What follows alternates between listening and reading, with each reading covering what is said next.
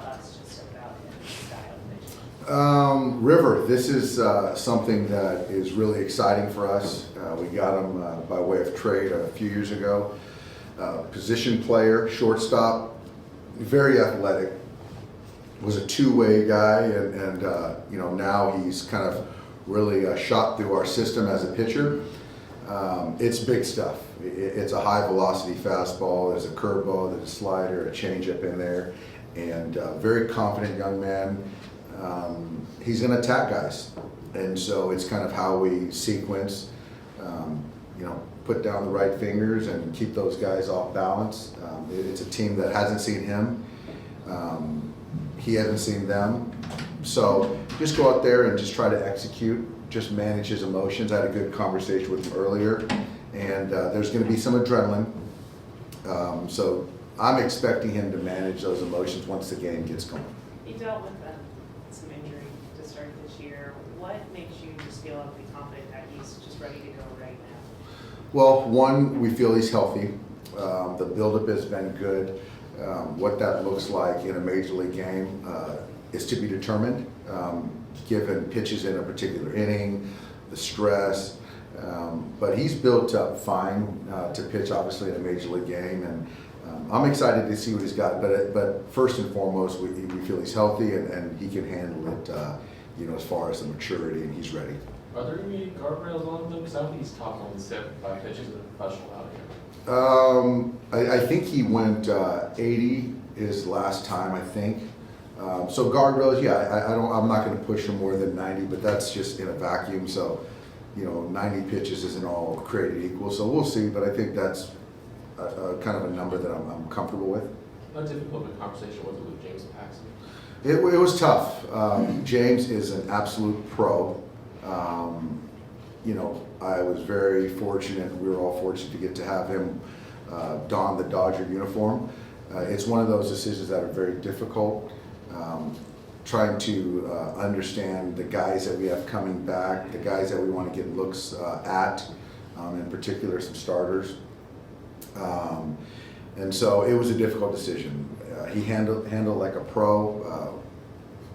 Brandon Gomes called him this morning. I followed up with a phone call, and like I said, he handled it great. Grateful for his time, and we're very fortunate to have him. With all the injuries you've had, how tough is it to let a pretty healthy starter go? It is. It's tough, but I think that having River here, Robleski, Landon, obviously Clayton coming back, Tyler coming back, we feel good about the starting staff where we're at going forward. Is Evan still your closer? I think it's going to be. I think for me, to be quite honest, I'm going to pitch him in leverage. I don't know what that looks like. Can I see him still finishing games with the right lanes? Absolutely. But is there a chance that I pitch him in the 7th inning in leverage? Sure. How's Miguel Rojas? What's that? Miguel Rojas. Miggy's feeling fine.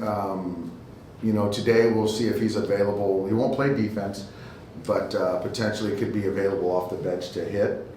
I'll probably have him down tomorrow, and he'll get back to some catching and throwing. And then the thought is he'll be back in lineup on Wednesday. Do you have to do any imaging for him? No imaging.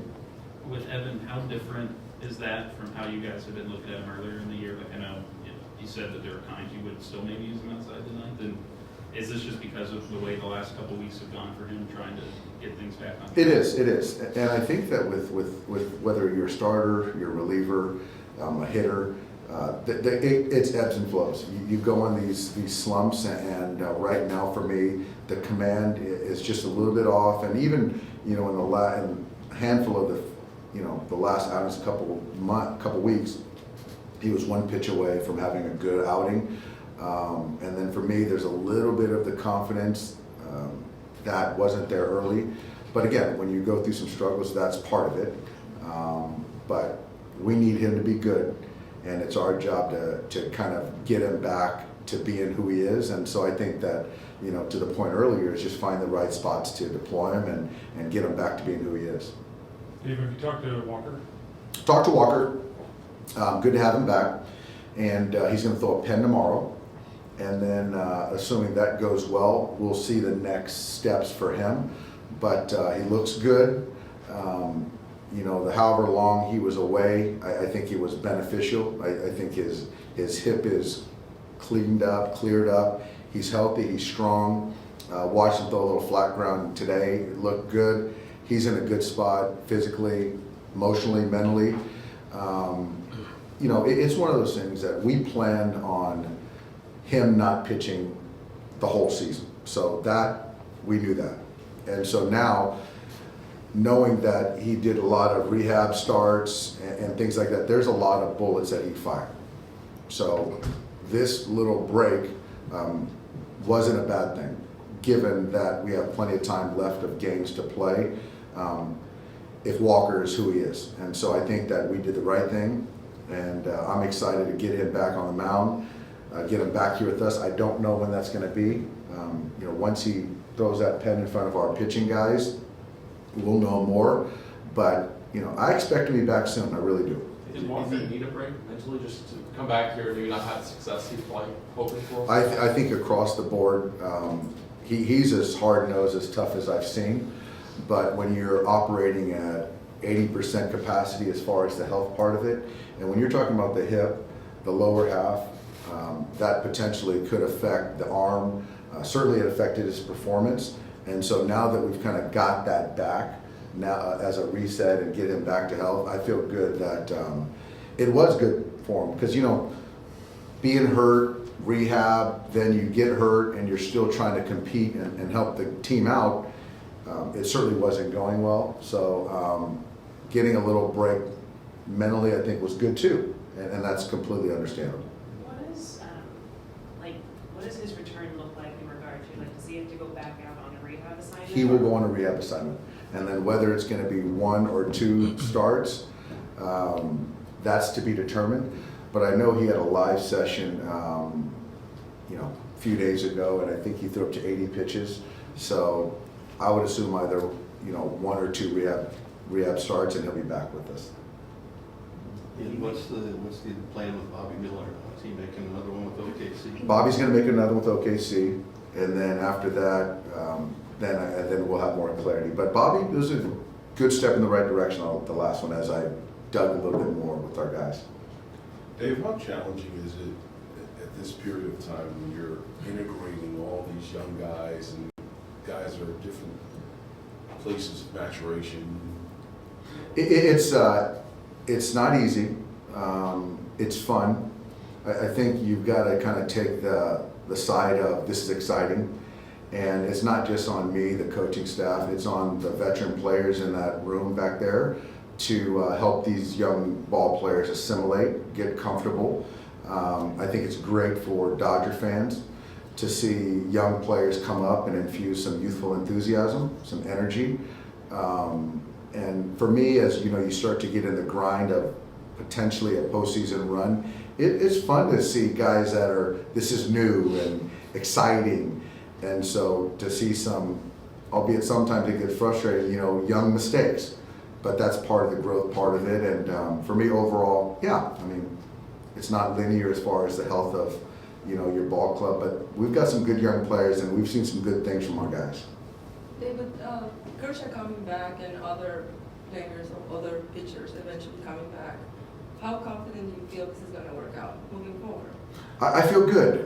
You know, Clayton's going to come back on Thursday. Tyler's coming back on Wednesday. You know, we had Joe Kelly just come back, and he's throwing well the last couple times for us, so he'll be down a couple days just given his workload. And then we've got some other guys, you know, Brazier's going to throw another live tomorrow and then go out on rehab. So our guys are coming back. So Mookie looks great. Saw him taking more grounders today and running around. He took some swings yesterday, or today. He took some swings today. Felt good swinging the bat. And then Muncy is moving around, and he'll be back. So I feel confident where we're at, where we're going to be. So Mookie, the exam showed enough grip strength? It showed enough grip strength to take some swings. He did say it was weak, which should be expected. And I don't know if it's an everyday situation as far as taking swings, but today was the first step, and I do know he swung a bat. Is that soft toss? I think it was, you know what, I don't know. I'll just say that he took swings, but I don't think, I'll just leave it at that. Tim, just to clarify, you said Bobby Miller, you're expecting him to come back to the club, is that right? Absolutely. I don't know when, but we are absolutely counting on it. With Gavin Munster, like National Player of the Week, just how encouraging has his last week been for him, and just how have you seen the confidence in him as he's kind of gotten legs under him and just continued after how last year? It's been great. It's been great. I think that he's finally having less sleepless nights. Each day he comes in, there's a little bit more confidence. I congratulate him earlier. That's a nice honor, nice feather in your cap. You know, today's gonna be a tough one. You know, Snell, he hasn't played a lot versus lefties, but with Miggy Road down, we want the defense. We need the defense out there. So for me today, just go out there and compete and give us your best versus Snell for a couple of bats. But I appreciate what he's doing, and he's swinging the bat as well as he has in quite some time. Thanks, guys.